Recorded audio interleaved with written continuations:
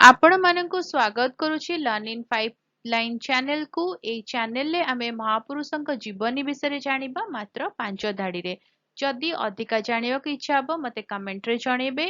तांको विषय रे आमे लंबा एसे नेकी आसीबा। आउ जदि वीडियो भलो लागिबो सिखी हबो ताहाले चैनल को सब्सक्राइब करिवे, वीडियो को लाइक करिवे, आउ वीडियो को अन्य मनक सहित शेयर करिवे।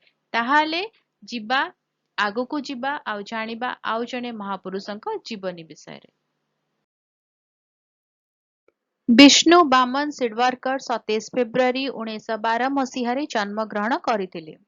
से जणे मराठी कवि, नाट्यकार, औपन्यासिक तथा क्षुद्र गल्प लेखक थिले। से अखिल भारतीय मराठी साहित्य सम्मेलन सभापति भाବରେ कार्य କରିଥିଲେ। से पद्मभूषण एवं ज्ञानपीठ पुरस्कार प्राप्त କରିଥିଲେ।